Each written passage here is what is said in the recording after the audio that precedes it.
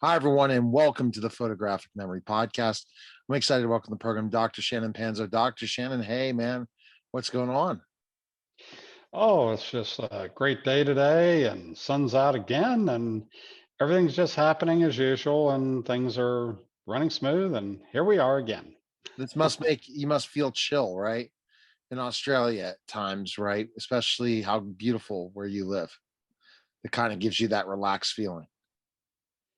Well, I have the luxury of walking around. It's like walking around in a park every day, and that's the things that I get to see. Some days I'll have 300 cockatoos sitting in my front area.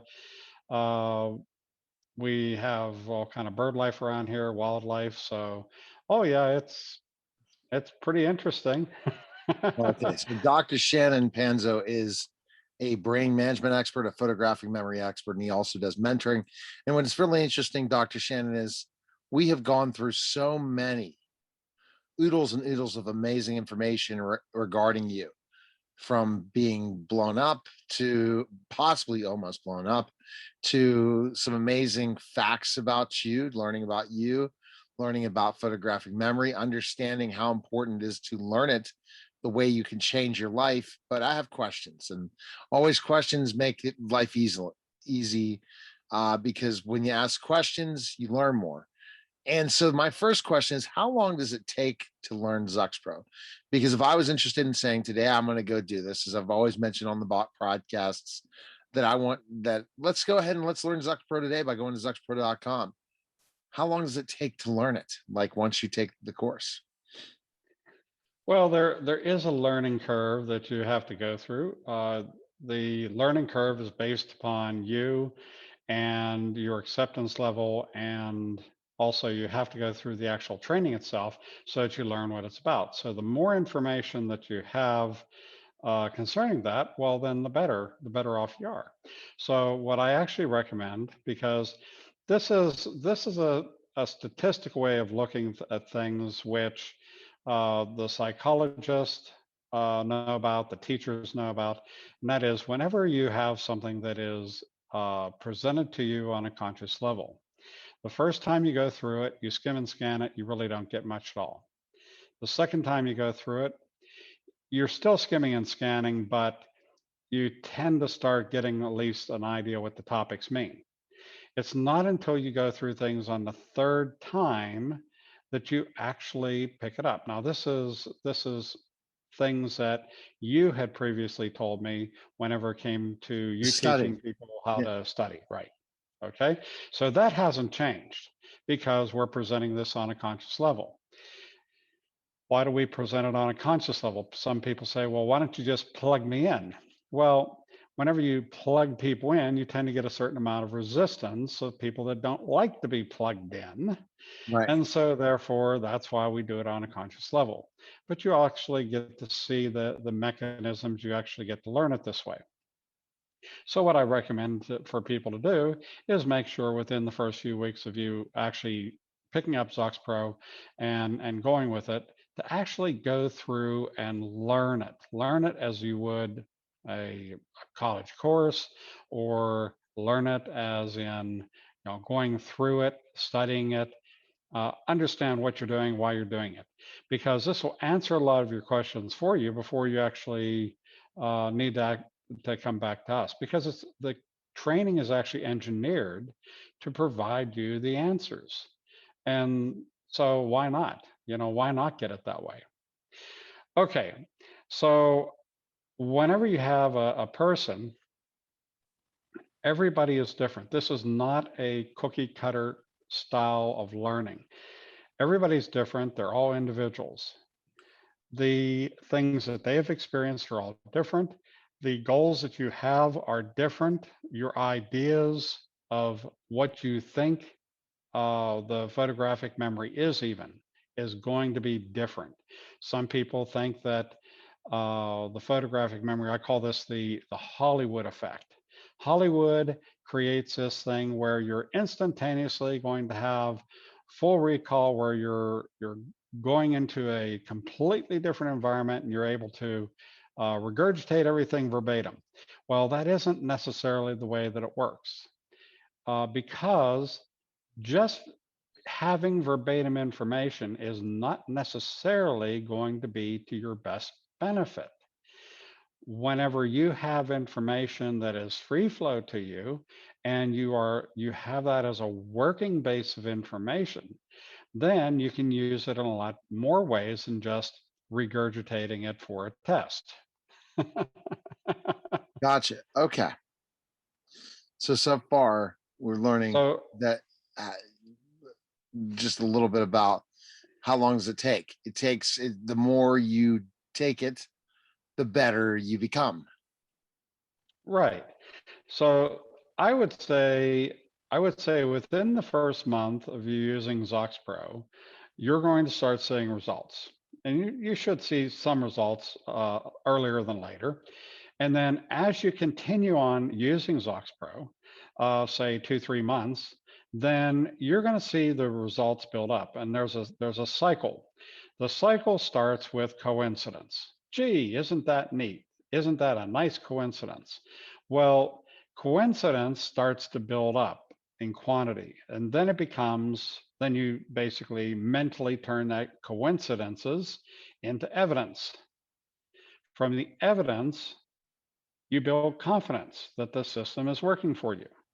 And eventually, coincidence disappears, and you're just stuck with evidence and confidence, which Gotcha. builds you more evidence.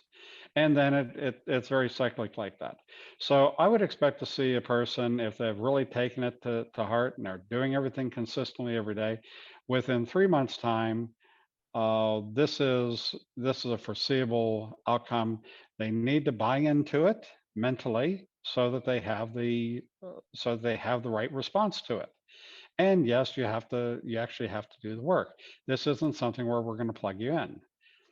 There is no magic pill. Gotcha. That's about the closest thing there is to it, but there is no magic pill out there. So the main thing is to do the work. It has lifelong effect, and it's going to be with you the rest of your life. And that's a great deal right there. Okay. What challenges are there in learning ZOX Pro? A person's belief. One of the first things that people learn whenever they're going to begin learning how to read, and you will hear this again and again. You must read every word verbatim in order to get the information.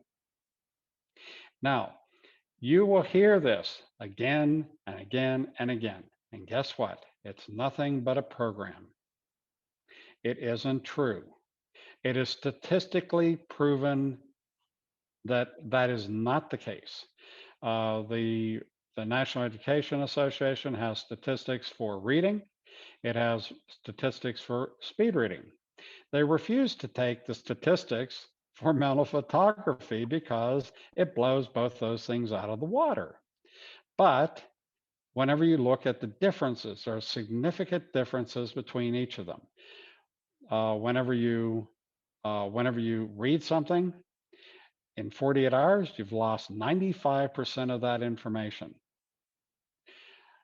It gets better with speed reading, even though you're reading less words, Right. simply because your subconscious is actually working for you, picking up and filling in some spaces along the way.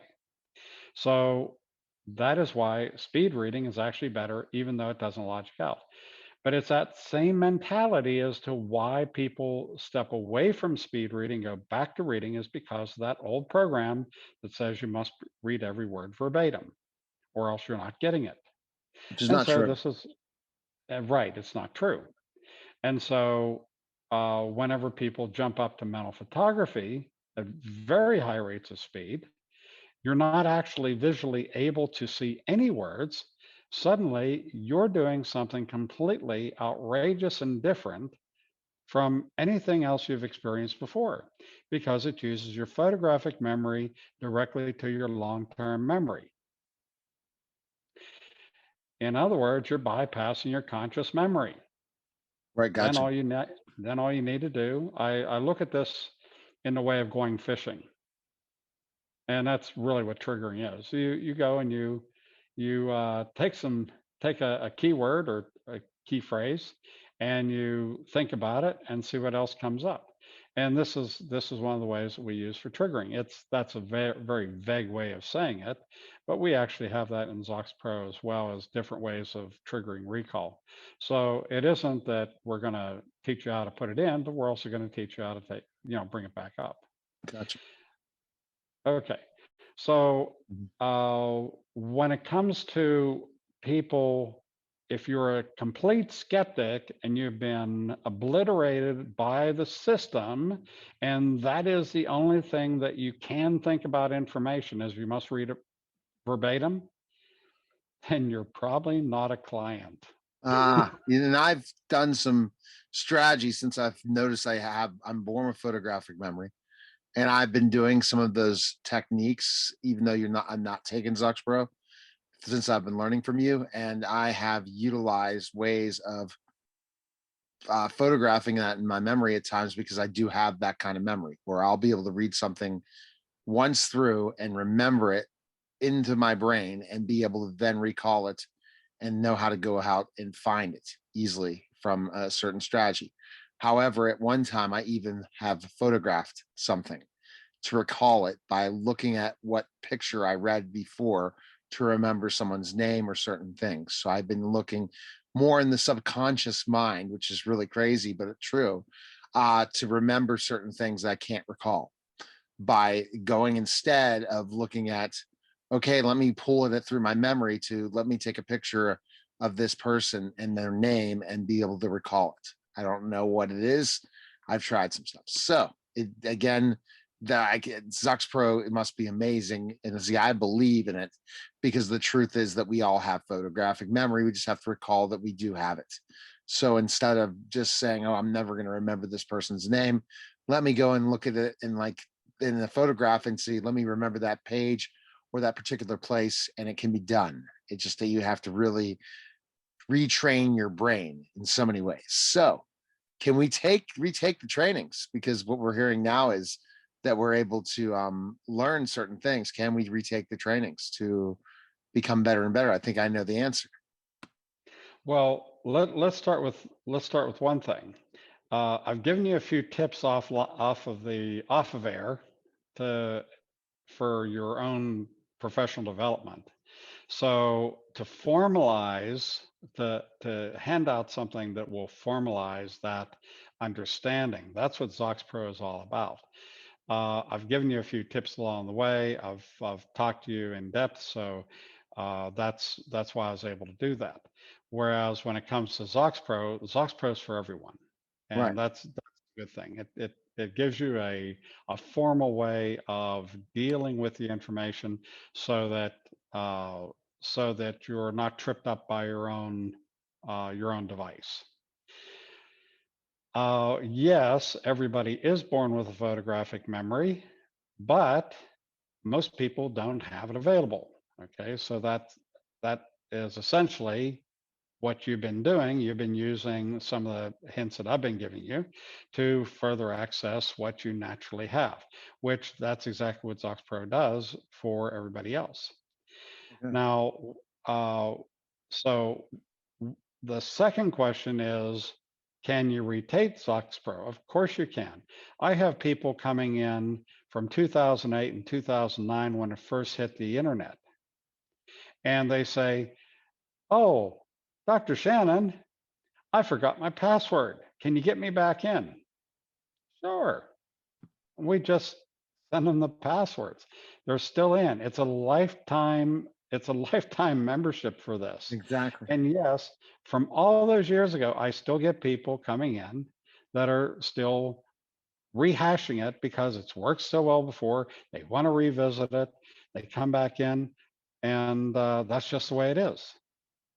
Now, can you use ZOX Pro not just on the computer? Can you take it on other devices? Sure. It's meant to work on all devices. The only thing is there's certain limitations with browser. Uh, what is it? What is the Apple what is the Apple browser? iOS device. I would say Apple would be No, the iPad. yeah, but what is the browser called? Safari. Okay, Safari, yes. Yeah, Safari's hopeless. Forget that one. Okay. Okay. uh, if you want to see this, um, Chrome and Firefox seem to be the best ones for taking a look at ZOX Pro training. It makes it easier because there's certain things that are built into those browsers that Safari doesn't like. So that's I got fine. you. Okay. Most people don't hardly anybody uses Safari these No, I'm days. a Safari guy, but no, we're not going to talk about that. Okay. That'll be. So I like to go on Safari. Uh, so based on one other thing is, if you have dyslexia, will ZOX Pro help you? And that's our final question. But I have more questions for our next episode.